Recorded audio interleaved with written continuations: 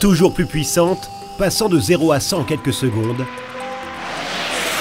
Toujours plus maniables et silencieuses, les trottinettes électriques sont en passe de s'imposer au sein de la grande famille des sports motorisés. C'est l'émergence des trottes du futur. Décryptage.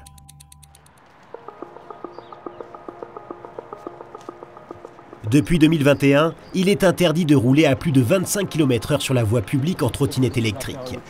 Pour les points de charge, il y a ce qu'il faut. Seule solution pour les puristes de la discipline, propriétaires de trottinettes surpuissantes, se retrouver sur terrain privé. Ah merde, j'ai oublié un truc. T'as oublié quoi? La télécommande. Voilà. Oh, je vais m'arranger. Épreuve de la bonne conduite de ses usagers face à la législation, Michael a oublié la télécommande qui permet de débrider sa trotte. J'ai oublié ma bride à la maison. En fait, il faudra juste ouvrir et désynchroniser le truc. Ouais, sinon, ouais. Vas-y. J'oublie. On est un peu limité en ville pour circuler.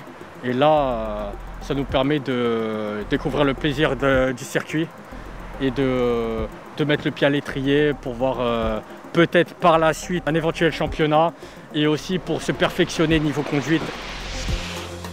Nos apprentis pilotes prennent doucement leur nouvelle marque. Moi, c'est encore en test, il faut que tout soit accessible rapidement.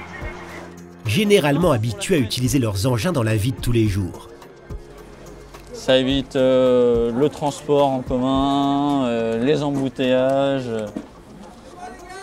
tout en respectant le code de la route, bien sûr. Et depuis quel moment quand tu la débrides? Par exemple pour les circuits ou à la campagne, au milieu des champs, pour faire un peu de cross. Mais c'est tout. Sinon, on les débride pas.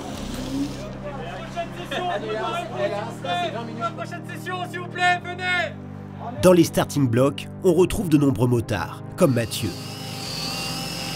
Je sais pas si ça marche comme technique, mais il doit être un peu plus chaud déjà. La mienne, elle monte à 125 km/h sur terrain privé, bien sûr. J'aimerais bien qu'il y ait un championnat futur et y participer, bien entendu. Soyez prudents, ça se rafraîchit.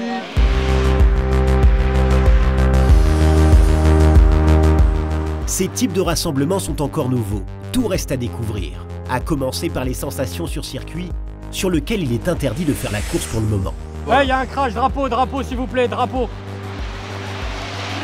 Plus tu as de puissance, plus les roues elles patinent. Et comme on a deux moteurs, un à l'avant et un à l'arrière, c'est ce qui est très compliqué en fait. Parce que la roue avant elle patine et sur les virages, si tu as trop de puissance, bah, tu peux te retrouver au sol. Les organisateurs, issus du monde du superkart, redoublent de vigilance. Et commissaire, reprends ton poste s'il te plaît. Ils veillent également au matériel dont l'usure à haute intensité n'est pas encore bien connue. 3 petites minutes. Là, il y aura une petite pause et là, on va contrôler encore les trottinettes pour savoir si tout se... Si tout se passe bien, parce que c'est des plaquettes de vélo. Exactement. Ça s'use vite, quoi. Exactement. En plus des plaquettes, les moteurs sont également mis à rude épreuve. Mais non, elle marche. Tu sentais le chaud plusieurs fois. Tout le temps, même à Angerville. Ah ouais. Refais. Au stand, c'est la surprise générale. La trotte de Mathieu émet un bruit étrange. Ça se trouve, j'avais un caillou. C'est-à-dire que j'ai presque doublé la puissance d'origine. C'est pas fait trop pour, mais bon, faut bien tester et c'est comme ça qu'on va s'améliorer. Et donc, à force de tourner, bah, ça fait chauffer les moteurs en fait. Et donc, comme les miens, ils sont percés, donc moi, on voit tout. Et on voit les dégâts que ça peut faire, mais bon, comme on peut voir, hein, ça continue à tourner. Hein. Mais que se cache-t-il sous ces trottes qui peuvent coûter plus de 7 000 €? Ma trottinette, elle est entièrement refaite.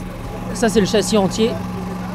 On change les freins. En général, on met des Magura, des freins de VTT plus performants.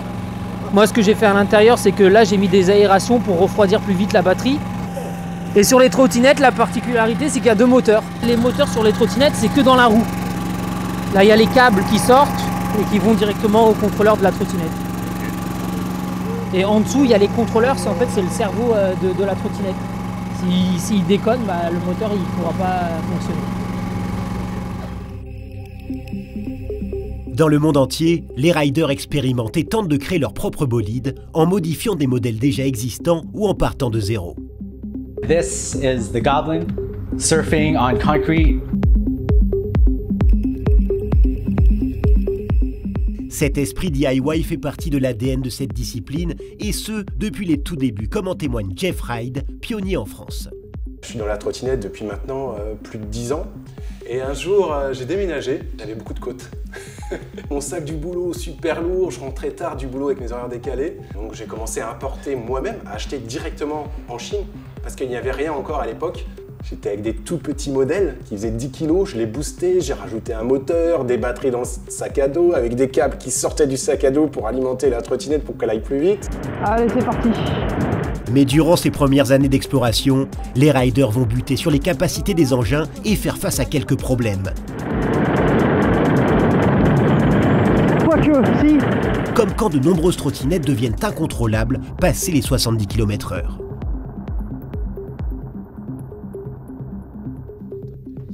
La communauté doit alors trouver des solutions par elle-même. Chacun innove directement chez soi, à la maison, comme Olivier. Moi, l'idée de concevoir moi-même et de faire de mes mains, ça m'a toujours plu. Ce Géotrouve-tout français a activement participé à modifier des pièces d'usine qui n'étaient pas assez fiables, comme le folding. C'est la pièce qui est à l'intérieur là, qui permet de faire le pliage ici avec l'axe et qui est maintenu en dessous, qui tient toute la direction. Le truc casse ici net là, et donc tu as la partie du bas qui reste avec la roue et la partie du haut qui reste avec le guidon. Donc tu as la roue qui descend et le guidon qui monte. Donc quand tu roules, ça peut être grave. Moi je suis tombé assez vite, je devais être à peu près à 40. Donc j'ai eu le guidon qui est resté dans les mains. Ah, t'es pas fier. Je vais te l'ai montré, là elle est là la goupille. En plus d'une formation de micromécanicien, Olivier a appris sur le tas le design 3D. Faut que j'enlève la coupelle, le roulement, le tube. Certaines de ces pièces sont aujourd'hui vendues dans les shops spécialisés, comme ce folding plus costaud, ou bien encore cet amortisseur de direction pour contrer le guidonnage. Je dessine, voilà, je prends les codes sur les trottinettes. Donc à chaque fois, il faut que j'ai la trottinette en question pour pouvoir faire le truc le plus précis possible. Et une fois que je suis content du dessin, que ça a été testé en informatique, je le fais usiner. Donc je fais 1 ou 2 exemplaires et je fais venir, je teste. Et si c'est concluant, je lance la prod. Et si c'est pas concluant, je continue à modifier. Donc ça peut être long. Un travail de qualité qui va encourager les grands constructeurs à adopter de nouvelles normes. Au final, les fabricants ont vu tout cet engouement qu'on avait en France sur la trottinette électrique puissante. Mais elle est magnifique. Elle est super, ouais. Et d'eux-mêmes, ils ont modifié leurs trottinettes, ils ont fait des trottinettes puissantes, plus d'autonomie. Il y a certaines marques comme Bronco qui équipent toutes leurs trottinettes d'amortisseurs de direction. Et au final, maintenant, on n'a plus grand-chose à modifier. Au-delà du matos, la discipline ouvre un nouveau chapitre dans l'approche du riding. Et le virtuose en France aujourd'hui, c'est Aymar Vernet. Je prends un peu des idées de chaque milieu, donc de la moto, de la bike life, de la trottinette freestyle. Après 13 ans de trottinette freestyle, le Toulonnais est passé à l'électrique. Il a fait de cette nouvelle passion son métier, alors qu'il a débuté il y a tout juste 1 an.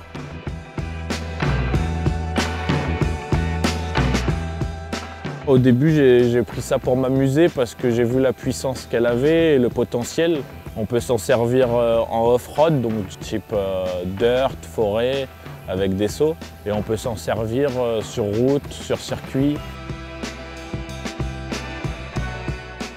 À l'occasion de son passage à Paris, nous retrouvons le rider de 27 ans sur les bords de l'Oise avec sa nouvelle trotte pour découvrir ses petits secrets en matière de personnalisation. Moi, au max, pour l'instant, j'ai pris 98-100 km/h. J'ai mixé ça à ma sauce, donc j'ai mis un guidon de trottinette freestyle. C'est de l'acier, ça rend la trottinette directement plus fiable et ça réduit les chances de casser à 0 pratiquement. Ça, c'est des pneus slick de compétition, des pneus de circuit. À la base, ils faisaient ça pour les pocket bikes.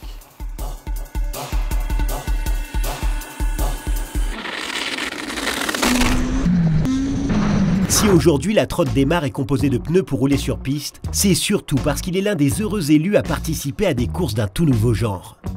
Un projet encore très secret aux côtés d'autres trotty riders bien connus. Ouais voilà, donc je vous reporte tout ça. Bon les gars, let's go dans les vestiaires.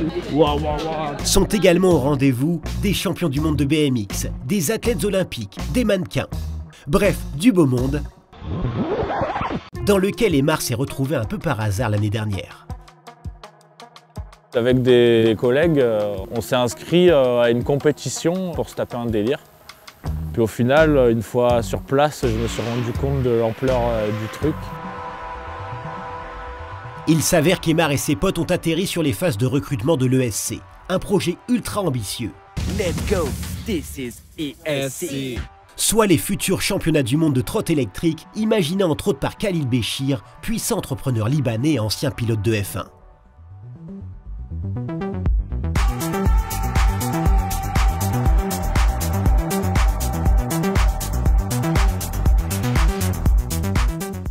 On a les mêmes machines, les mêmes moteurs, les mêmes statistiques pour le moment. C'est très physique, ça joue des coudes et franchement c'est super à voir. Les moyens mis en place sont énormes. Les trottinettes sont construites uniquement pour la course avec 2 moteurs de 6 kW chacun et les batteries sont fabriquées par Williams Engineering, la mythique marque de Formule 1. Et bien sûr, les riders sont chouchoutés. Il y avait des ingénieurs mis à disposition, des ingénieurs Formule 1. On pouvait voir nos données sur les ordinateurs. On nous conseillait pour les trajectoires. Au final, Aymar aura vite pris ses marques en faisant l'un des meilleurs chronos durant les tests. Il fera partie d'une trentaine de riders venus du monde entier qui participeront aux championnats qui commenceront le 14 mai prochain à Londres. Ah ouais, c'était énorme, incroyable week-end. J'ai envie de faire un câlin à tous ces gens parce que c'était une opportunité de ouf et ils nous ont fait kiffer, découvrir un nouveau sport, nouvelles adrénalines. Comme si tu commençais la trotte et que tu mettais ta première grosse figure, c'est incroyable.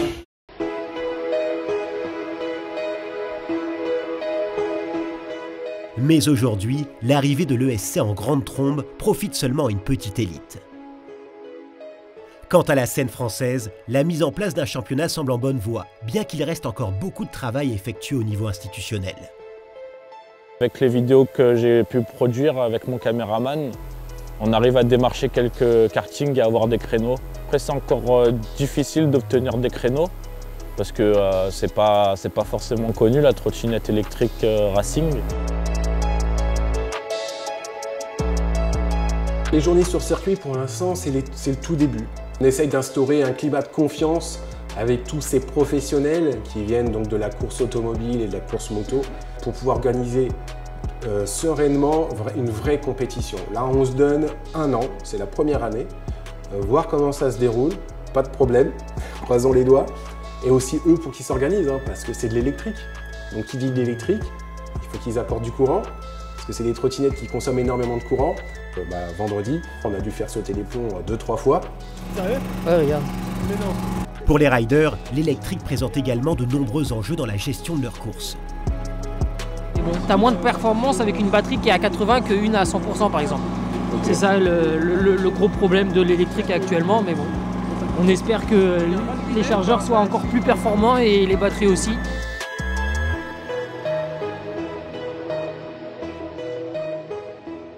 À l'aube du premier gros chapitre de son histoire, la communauté de la trotte électrique parviendra-t-elle à transformer l'essai et s'imposer dans la durée ?